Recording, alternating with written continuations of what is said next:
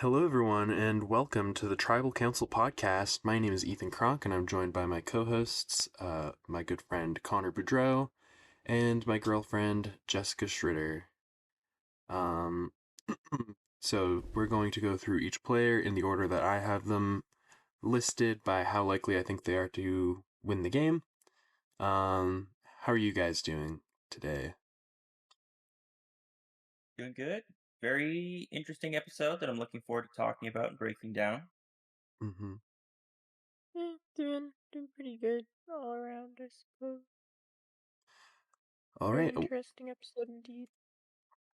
Indeed. So, we're going to start by talking about the person who was voted out tonight. We have somebody who's been pretty high on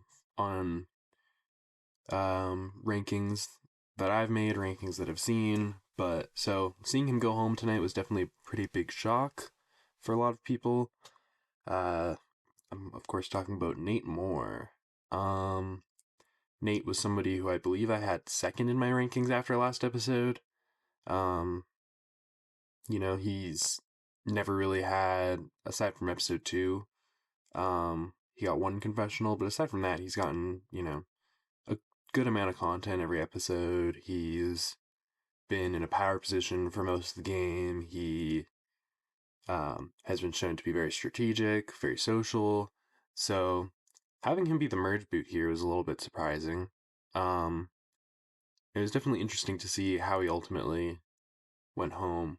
What do you guys think about Nate? I definitely expected him to get a little further, that's for sure.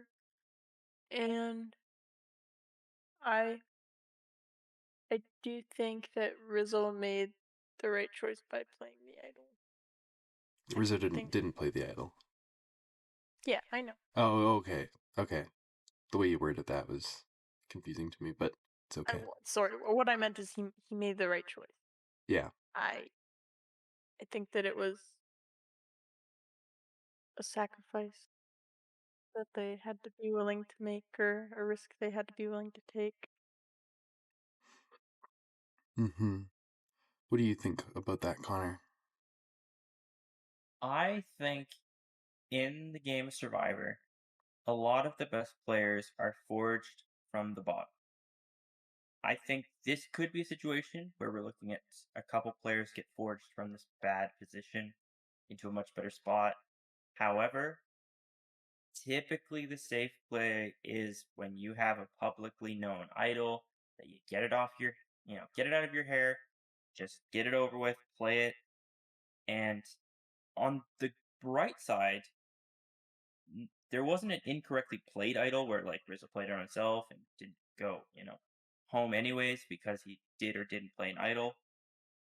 But honestly, the numbers do look pretty pretty even still. I wouldn't say it's the end of the world for anyone. I would say unfortunately for Nate, he kind of gets caught in the crossfire of being an important player for a while now, and people looked at him as more strategic when he wasn't even necessarily like in charge, but more just a key figure in the decision making. So, from Nate's perspective, I'm sure this sucks, and he's gonna go home and be a little disappointed in his run. But for the folks that are, surrounded in that alliance, I don't think it's the end of the world. Yeah, I mean, just looking at who is now quote unquote at the top, we have I suppose Alex, Christina, MC, Sage, Sophie S, Steven, and Jawan, which is, I don't know, just like kind of not a group of people that's giving me a lot of confidence that they're just gonna pick off the other four one by one when we have the other four, and it's Rizzo, Savannah, Sophie. I guess it's just those three actually against everyone else after this vote, really. So, given those three have all been such massive characters, I mean, we're literally looking at the person who has the most confessionals so far, the person who's tied for second most confessionals so far, and then Rizzo, who I believe is in third, actually. Um, or fourth, technically, but still, it kind of is painting this picture that those three underdogs are gonna um, wind up making something happen, and that they're not just gonna get picked off. But that'll play in later into my rankings. Things have changed a decent bit just after Nate going home. They kind of had to, but all in all, I'm definitely interested to see what happens next. Um, but that brings us to number 10, the person left in the game who I think has the lowest chance, and this is not the same person that it's been for the last couple episodes here. I actually have Christina Mills moving down one spot to the bottom. And my reasoning for that really is just that Sophie got a much better merge episode than Christina. I think merge episodes are very important. I think those two were sort of neck and neck already, so it was just a little bit of a boost that put Sophie above Christina, which does kind of spoil who's next on my list, but I don't think that would come as a surprise to anyone. The only other thing I wanted to mention about Sophie and Christina is the fact that neither of them are now being purpled. They both have more than 1.5 confessionals per episode due to getting, each getting more than a couple confessionals at the merge. So that's sort of a good sign for them, but they're still by far the two least visible players. What do you guys think about? We'll just lump Sophie and Christina into one, I guess, because I mean we can talk about them both, but there's not much to talk about. I agree. They're pretty easy to kind of just lump into one package right now. I mean, I also now have Christina at the bottom and of my rankings, and it's pretty clear to me that they just don't seem to have any real drawing power or any real, I guess, importance overall in the grand scheme of things. I mean, you're looking at two players that if you combine their confessional accounts, there's only a couple people that have less than that amount, let alone their individual quantities, which are 11 and 13 respectively. It's it's a little hard to say that there's been a ton of action for either of them that really gives much momentum or much hope for either player, given that until this episode, neither of them had more than 4 confessionals in a single episode. We're 7 episodes in. They just don't leave a ton to be talking about for those two in the edit. Yeah. No, it just doesn't. Aside from Sophie winning immunity, it just feels like she doesn't really have a whole lot going on.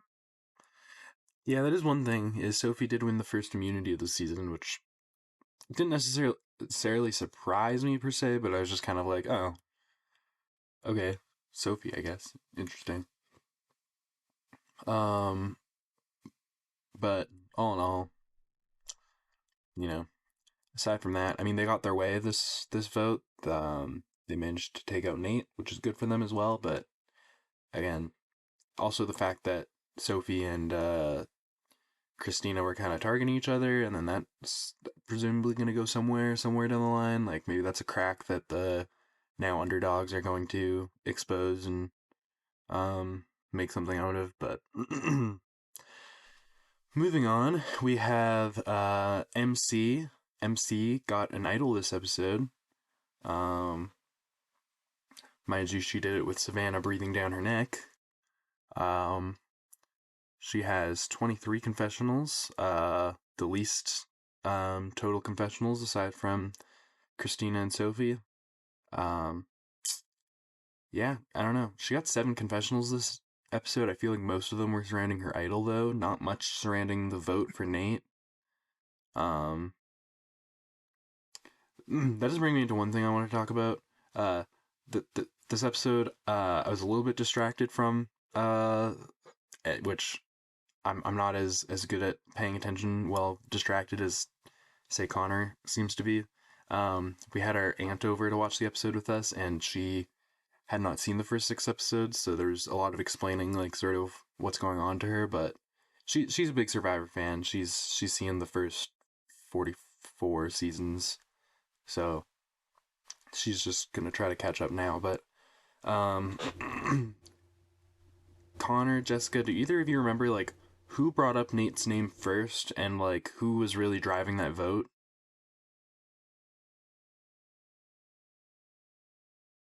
Um,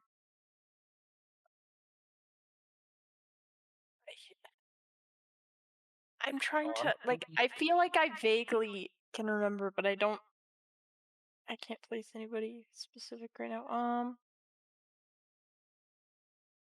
In all honesty, I want to say it was either Sophie S or Steven, but I could be wrong. Okay. I'm just trying to picture, like, MC's 7 confessionals and where those are necessarily coming from. But, A lot of them, because like each confessional, every single confessional is separate. Like if there's, sorry, I'm trying to figure out how to word what I want to say right now. If like MC has a confessional and then there's a clip in between that and then another confessional, those are two separate confessionals, right? yeah. A lot of them could have come from when she found the idol and she was and Savannah was there and everything. Yeah, And that's, her going back and forth, like there were a couple about her like talking about how Savannah's gonna tell people and how she thought that Savannah is obviously gonna try and work with her now and this and that. yeah, I felt like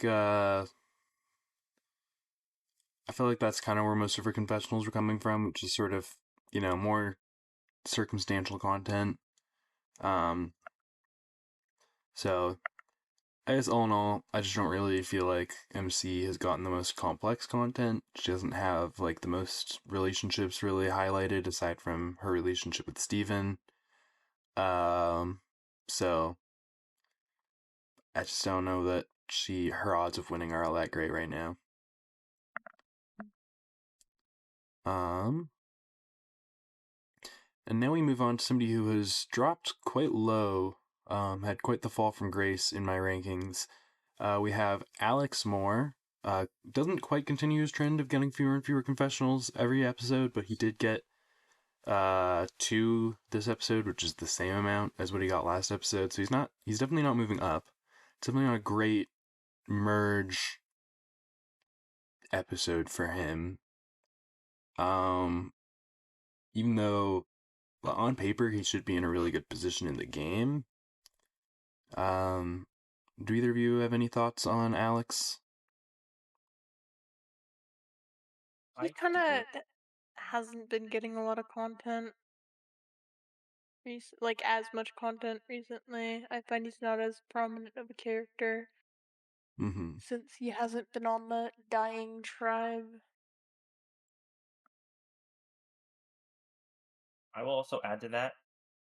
I actually have Alex as one of the biggest followers of this list. I actually have him down even further than you do. The biggest thing for me with Alex is just now that he is not in a situation where he's important to the situation that's going on, given that his, standing in the game, his placement, his, alliance that he's with, he is, I would argue, as irrelevant as a character as someone like Christina or Sophie S in terms of likelihood to win. I would also say they're in the same boat. Alex truly did just benefit so significantly from being in the right tribe to get content and to survive as long as he did is not surprising, but for him to really push further and grow in the game would need like a big couple steps for him, and we need a ton more content for me to actually move him back up. I would say that he's, yeah, just really started on, and now that they're merged, he looks like just a side character almost. Yeah, for sure. Um, all right, well, moving on to somebody who maybe has more relevance this episode. I have Jawan Pitts. Jawan is sitting at 26 confessionals, which is a pretty decent amount at this point. Um, all in all, he was definitely pretty integral to the events of this episode. Um, first of all, he finally flips on the Uli Alliance, like for real, and votes out Nate, which is, a pretty major thing. I do find it kind of weird that like his content was so focused on how he's never gonna flip on them and how he's in a good spot on that alliance, or he thinks he's in a good spot on that alliance, and then all of a sudden he just completely flips. Uh, it almost feels like they're not really like showing us as much of like why he chooses to flip as they maybe could. Definitely not to the same extent as, for example, Sage, who I think gets a lot more in the way of like reasoning as to why she might have flipped. But outside of that, pretty good merge episode for Jawan. Honestly, he makes a big strategic move. He gets his way. He um has a connection now with Steven, the original Hina tribe. He's kind of on top of things. What do you guys think about Jawan? My main concern is that we didn't get as much about his reasoning for flipping and everything. Like, yeah, he got his way and everything, but I just feel like since there's not as, I don't know, I just have a feeling like it's going to blow up in his face a lot. Mm-hmm. But that's just a feeling. Yeah, no, I get that. I get where you're coming from with that. Um, do you get that same sort of feeling, Connor? No, but I don't necessarily know that that's a good or bad thing yet. I kind of see him as being the kind of player who kind of just bounces back and forth quite a bit. Opportunities pop up, and he just tries to, stay with the numbers. He seems like the kind of player who's always going to try and be in the right spot at the right time, Mm-hmm. but that doesn't tend to always work out for everyone and isn't necessarily always a good or bad thing for someone's game. That depends a lot on the group they're playing with and the season they play in. I'm going to lean towards it's not going to be the right move for him to keep bouncing back and forth, but that's what I would expect at this moment from what I see. I just the kind of the impression I get is that he's not going to be a very solid person because we don't seem to get a concrete understanding of why he's making flips when he is. Mm-hmm. I think that's a good segue into my next player, who is Sage Aarons Nichols. We get a lot more as to why she might feel inclined to flip on the original Ulis. Throughout the entire season, we get reasons why flipping on the Ulis makes sense for her. And it's not just in the way where it makes sense for Jawan, where it's like, okay, we know that Jawan is on the bottom. We know that flipping on the Ulis would be good for his game. With Sage, it's like she knows. She knows she's on the bottom. She is aware of that position, and so it makes a lot of sense from her perspective as well as from ours as the viewer as to why she would end up flipping here. Which is why the main reason, honestly, that I have Sage above Jawan. I definitely think this was a really good episode for Sage. Definitely sort of continues her storyline of um, almost sort of getting revenge on the original Ulis for like casting her out and putting her on the bottom of that tribe. Savannah has now become like a rival for her in the same sort of way that Shannon was, which I think is good for her edit to just have like another rival in the game to be going after. If um I think if she manages to take out Savannah somehow, like that would be a really big boost for Sage. But overall, I'm still not really seeing a winner's edit for her right now, but I think she's a player to watch out for because I think she could definitely surprise me and she could definitely make some interesting things happen down the line. We're on Sage, correct? Yes. Sorry, my mother was talking to me. I think that she would definitely be like a she could be a good, not quite surprise winner, but just kind of like a hey, I bet you didn't expect me to win. Mm-hmm. I think it would be interesting to see her win. But I don't really have strong. I feel like she's a very strong personality, and like she's playing the game really smart, but I feel like at some point somebody's just gonna rally everyone against her. I could see a situation where, like, if Steven is, the eventual winner, maybe Sage is, like, the runner-up, or, like, someone that he brings to the final three, because I think her loyalties mainly lie with Steven at this point. But I don't necessarily think the jury is gonna be, like, super, um, enamored by Sage, I guess. That's my main concern with Sage, I guess, but overall, I think, you know, it it'll be very interesting to see where Sage's game goes. And I'm going to add to that last point you just made, Ethan, of your main concern being that the jury might not necessarily look at her in the brightest light. I think that's also kind of been pointed out so far. We've gotten a bit of time from confessionals. Both Joanne and Shannon have in a confessional said they're not aware or not sure how much Sage is actually playing the game of Survivor and playing strategic. So she has been underrated by her peers. Even folks that she's working with or potentially able to work with have undermined how much she is potentially playing the game.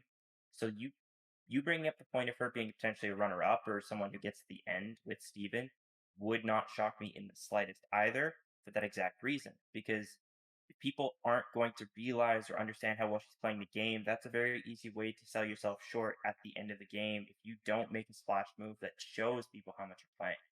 And this flip, it was a great move for her game, but it didn't necessarily shine bright and show her peers that, yeah, I'm playing Survivor super hard right now. Mm-hmm. Yeah, no, I agree. Um, which is why really it's just my top four that I think have like genuine odds of winning. Uh, Even then, like at this point, it's hard to find somebody who doesn't have like at least one like somewhat decent flaw in their game, but like or in their edit at least. Um, but somebody who I think had a pretty bad episode, like not so bad of a merge episode that it would like kill their chances, but obviously they didn't get their way. They were portrayed as kind of a villain. Um, I have Savannah Louie, and Savannah is very interesting because she's clearly sort of a main character of the season. I mean, she has the most confessionals out of anyone in the game so far. Um, but a lot of people have started to sort of talk about Savannah like they don't really like her that much, or they find her to be kind of um overbearing maybe. She's being portrayed as kind of a villain. She obviously didn't get her way. She's kind of on the bottom now. The main reason I have her this high is just the fact that the people on the bottom have such like a commanding presence over like the overall edit of the season so far that it's really hard for me to imagine that they're just picked off one by one from here on out. I kind of have to think that they're going to make some big move that'll put them back on the top at some point.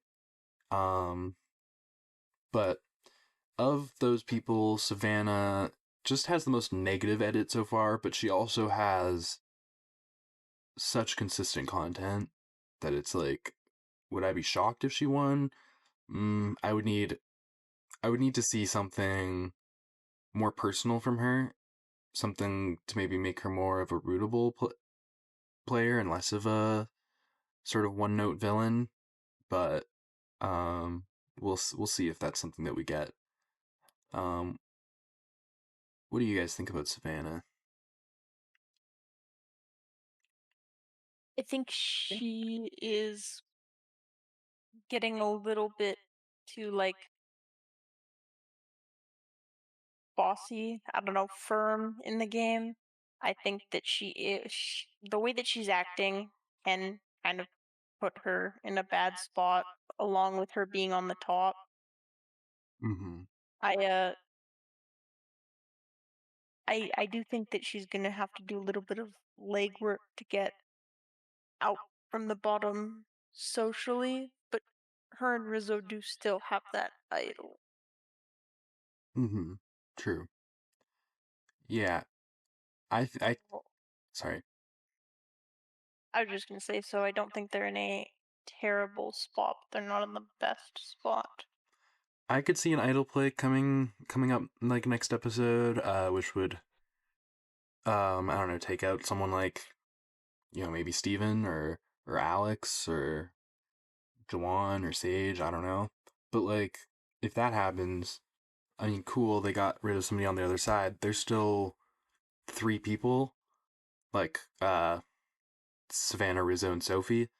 On a tribe of 9, they're still not exactly uh building a majority. They would need to pull someone in somehow, and that's where the social game is really going to have to kick in.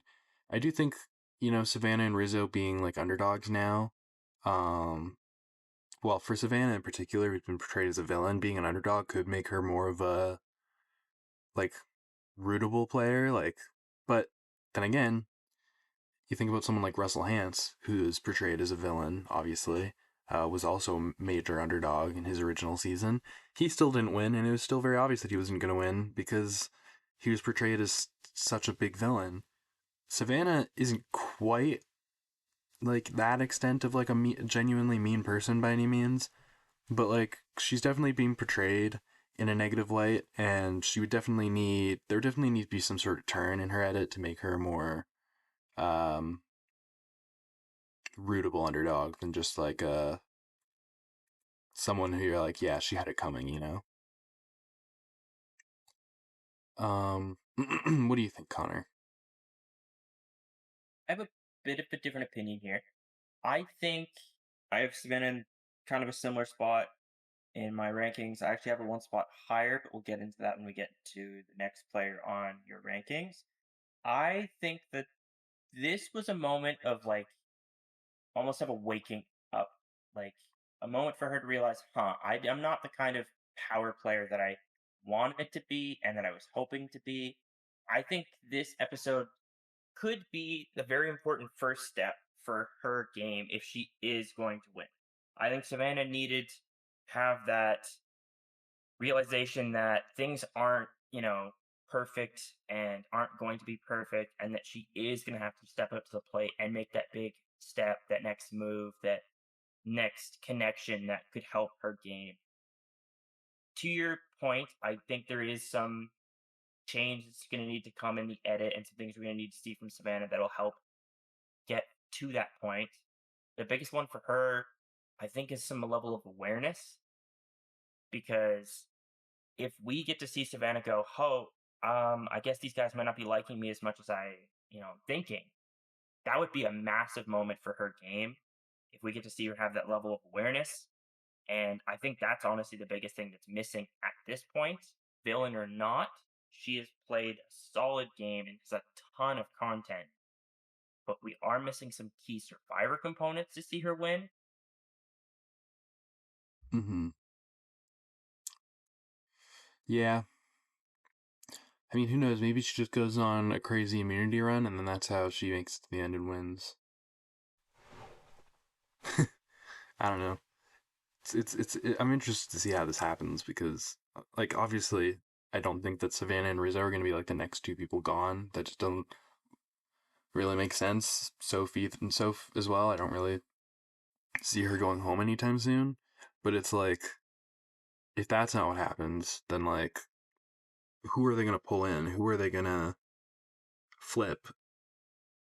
I guess one thing I could see is that maybe they flip Alex, like, and then maybe they sort of exploit the Christina Sophie division somehow, and maybe that's how they do it, or maybe Jawan does want to go like back and forth between alliances, and they can sort of um take advantage of that to like get through the next vote and then play their idol to put themselves in like a better position.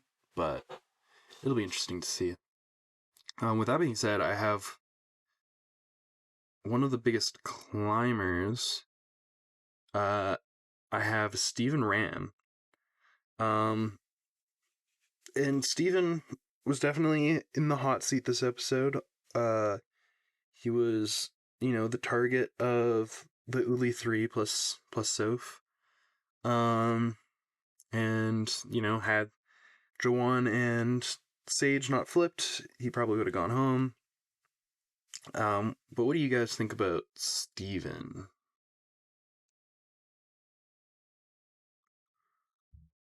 I also have Steven a little bit higher than you here, and I'm getting to be pretty comfortable with the thought of Steven potentially being a winner, or if not, a really good player not to win.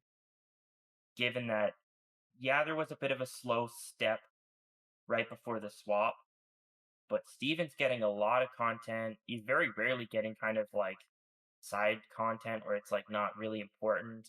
Like this episode, 7 confessionals, and quite a bit of that time was spent talking about the game, his placement, the people he's trying to work with, the targets. So I feel like as much as it isn't an overbearing amount, it's something that could definitely be built on if he's going to continue to be an important character in the season, which all signs point to him being important long term or being a really good player not to win. Mm-hmm. Yeah. Do you have any thoughts on Steven, Jessica? I I don't know. I don't really have a whole lot to say about him. He's definitely in a much better spot in the game right now, that's for sure. And I wasn't necessarily super scared about him going home this vote. It just really didn't feel like he was going to. He felt pretty secure.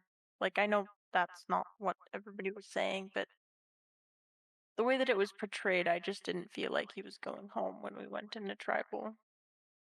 Mm-hmm.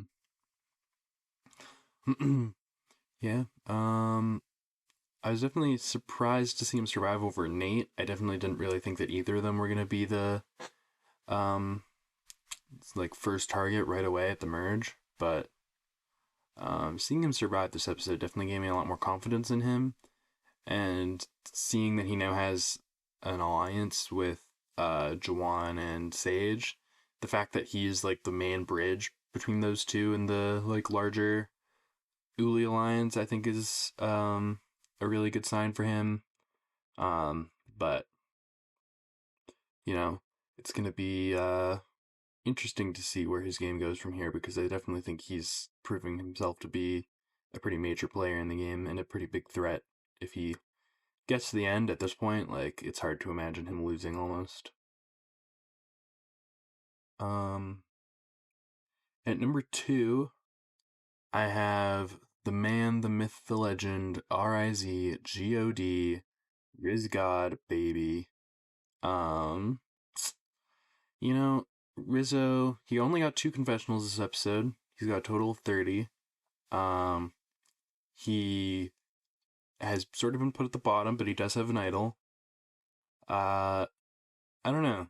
Rizzo is kind of an interesting character in the sense that, like, he feels like a main character, despite the fact that he's getting, like, I mean, the premiere notwithstanding, like, a pretty normal amount of content. Um, but I definitely feel like he's about to make a big move with that idol of his, and I'm interested to see where that goes for him.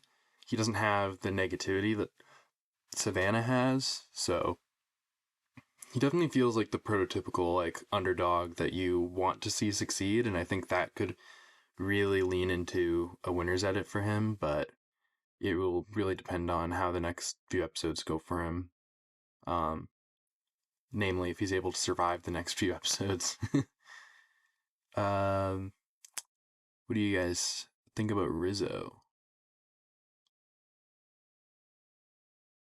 I think the RIZ GOD Riz God baby is unfortunately in a tough spot, and that idol is going to become more and more valuable as time goes on because everyone already knows it exists too. It's that, okay, will he play it? Will he not play it factor that's going to weigh in, I feel like, a lot for the other side, kind of the side that's ahead in the game. And it's a very valuable piece of information that Rizzo can use to his advantage that they won't know when he's going to play it and aren't going to really have the opportunity to predict. So they could end up in a tough spot trying to gamble on when to make a move against that idol, Mm-hmm. especially if one person flips, a split vote goes out the window. You have currently 10 players. If you have a 4-3 split, that always beats 3 votes in an idle attempt, right? So you can put 4 on them, and then that goes sideways very easily if one person flips. So I think this episode is, as you mentioned, potentially a very good episode for the idol to get played. A very helpful situation where all of a sudden the game can flip in numbers pretty easily. And all in all, I think it's just a very, very interesting character that we're going to keep seeing grow with how fun Rizzo has been for the season. The other thing I want to mention, I guess, as we get into Soph. Soph has that knowledge is power. She knows about, or did MC play her idol on herself? She did. So that Did, sucks. and I was, yeah, that's what I was going to talk about, but Okay, well then why don't you why don't you no, lead? just, no, you continue talking about it, it's fine. Oh yeah. Yeah, MC did play her idol. Not to much success, obviously. She kind of misplayed it. Um, which is rough.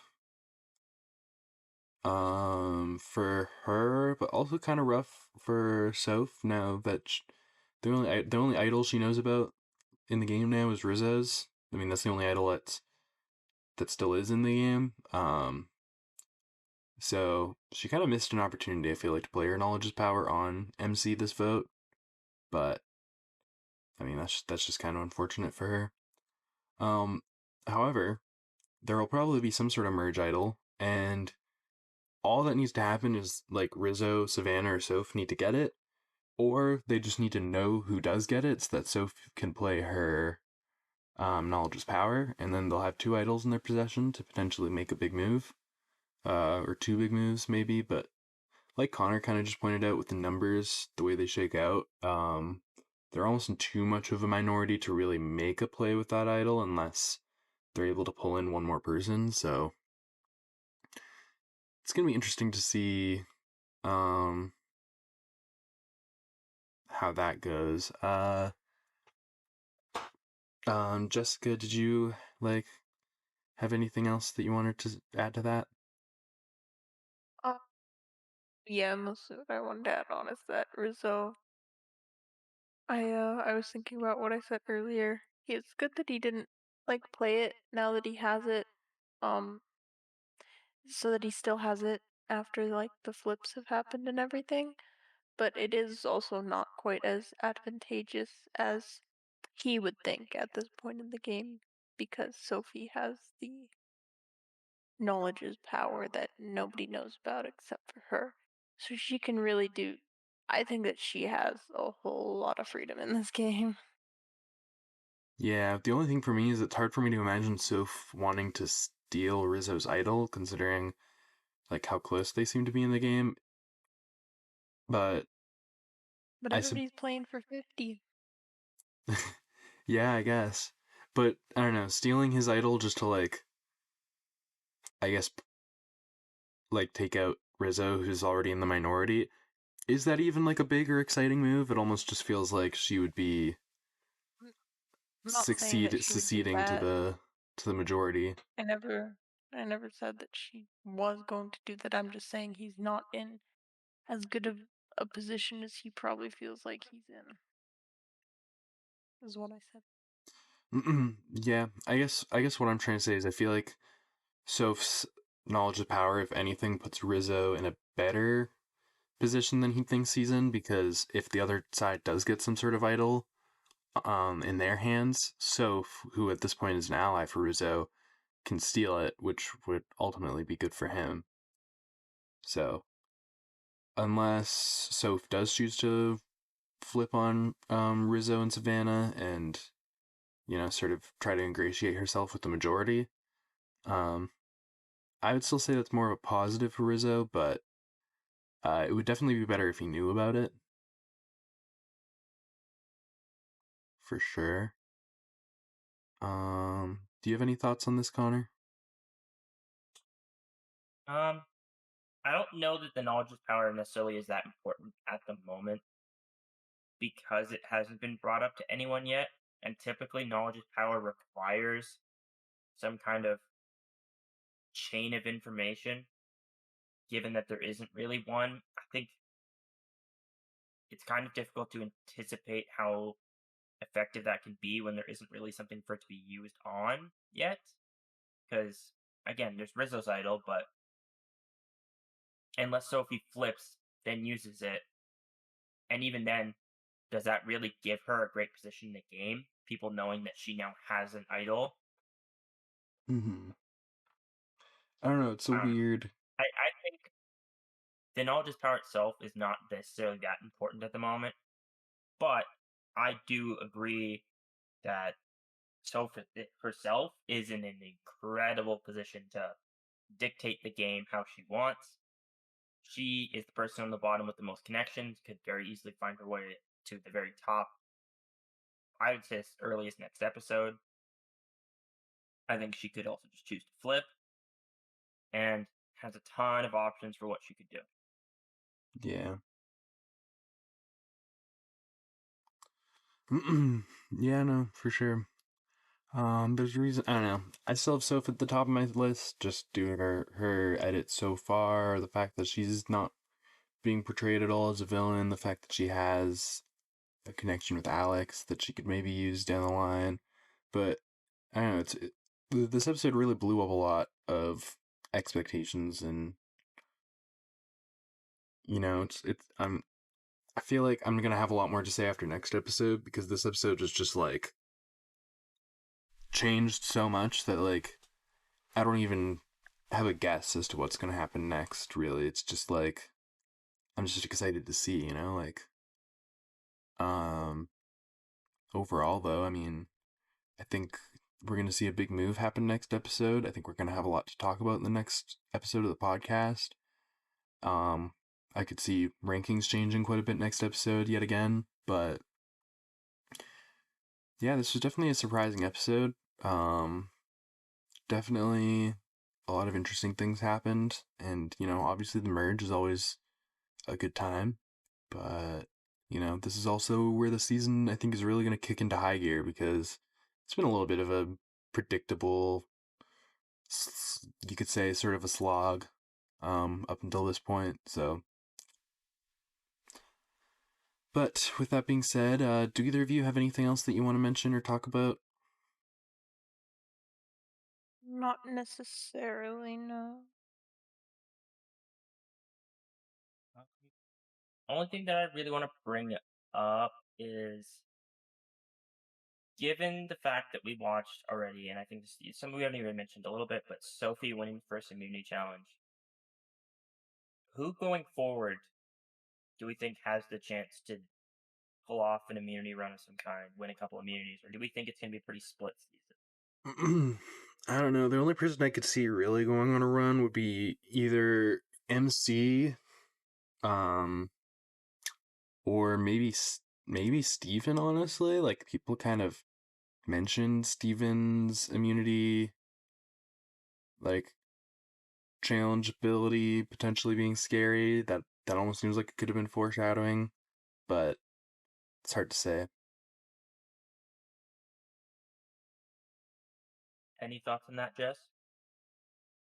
Mm, I'm really not sure. I feel like everybody's pretty evenly matched aside from like MC, who is kind of a beast sometimes. Mm-hmm. I really don't know how it's gonna go in terms of challenges. I do know that there's some more notable outliers in terms of puzzles this season. I don't know about physical though. Yeah. Yeah, no, I don't know. I don't necessarily think anybody's gonna go on a run, but it's always possible. What about you, Connor? You brought this up. Do you have any idea?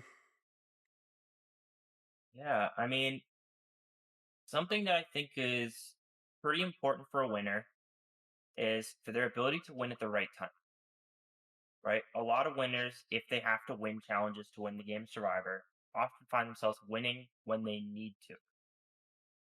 And there's two people that comes to mind when I think of that idea of I have to win and I will win. We already saw early in the season someone prove this great determination to not give up when things look bad. And to me, that's Rizzo, is the first person that comes to mind. He was in a challenge where he was so clearly out of it. And yet, even after saying, oh, I can't do the puzzle, I'm so far behind, yeah, he technically still won. It might have been, you know, more a downfall on Alex's part, but not every challenge will have a puzzle, right? Or maybe there'll be a different kind of puzzle. Maybe there'll be a word puzzle. Maybe it'll be something where instead of adding pieces of the slide puzzle that he might be able to do, or there's a specific kind of puzzle that he finds himself being better at that could be something beneficial down the line. So, to me, I think Rizzo has a lot of determination to succeed and ultimately could be someone that could pull off a run. The other person, you already mentioned them, Ethan. I think Steven.